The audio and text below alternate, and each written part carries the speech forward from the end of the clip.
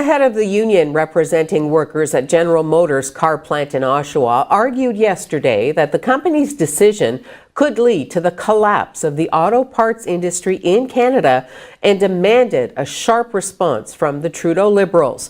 Unifor President Jerry Diaz said General Motors just showed the President of the United States and the Prime Minister of Canada their middle finger by moving production out of Canada and the U.S. and threatening the jobs of about 2,500 workers he represents at the Oshawa plant.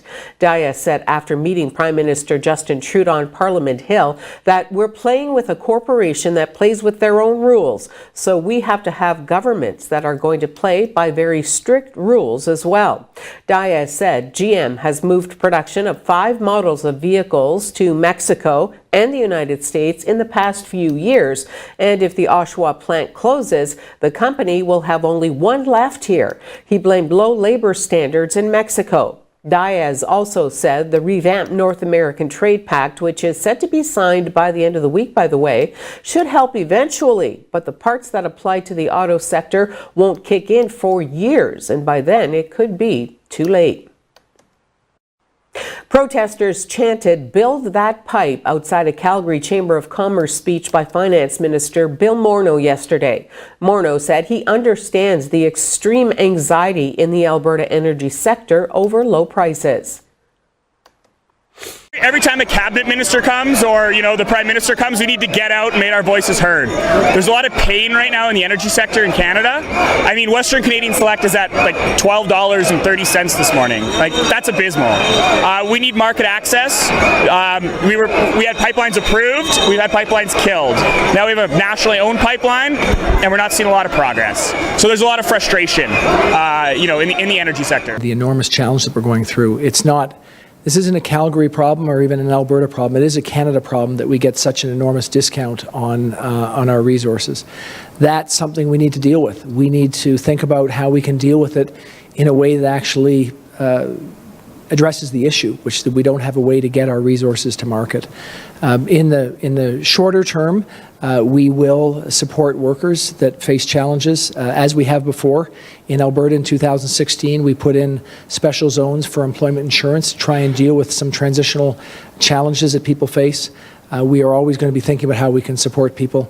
And I just want people to know that we see this as a broader Canadian issue.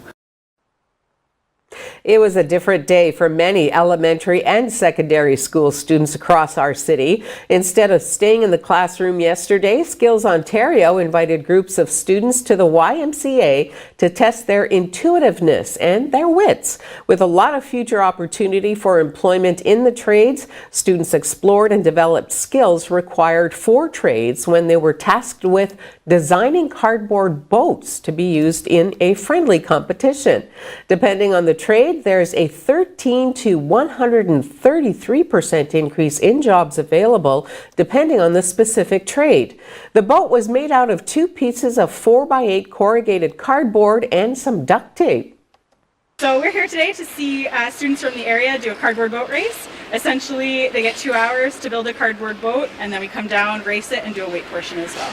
And why does Skills Ontario take this on? Why do they feel it's important for students to get out there? So we encourage students to explore science, technology, engineering, and math. They're things they learn in school anyways, but this is a fun way for them to actually play with it and then see how it works at the end of the day. And I was looking on the website as well, and there's actually a championship for this. Yes. What does that entail? What more can there be from this? So championship-wise, it's pretty much the same. Okay. So we'll build a boat, but we do throw in challenges. So sometimes they'll have to build 2 separate boats, so one for the race, one for the weight, or we'll punch holes in their cardboard and they have to figure out how to build around that. Okay. But yeah, there's extra little things. Essentially, it's the same race though. The mother of one of the victims of a mass shooting in a Southern California bar says her son survived the Las Vegas mass shooting last year and that she wants to make sure he is remembered as more than a statistic. My son was in Vegas. He came home. He didn't tell us a lot because it was hard for him to talk about it. He didn't come home on November 7th, so lightning does strike twice. Tel has a lot of friends that were there that night or that were not there that night that were also in Vegas. Some of them have come to our house. They're grieving. We listen to them talk about their escape plans when they went out with friends, or where they were when the shooting happened, or what they did. These are 20-odd-year-olds that should be talking about their new jobs, their travels, their boyfriends, their girlfriends, and they're talking about escape routes. As a mother and as a family member whose lives have been shattered and completely redirected in our lives by the death of our son, the murder of our son, I'm asking people, look in your child's face and look at mine. I hope to God you never have to do this. I truly don't, and that's why I'm standing here. I can't help my son anymore, but I have another one. I'm grateful that no more people died.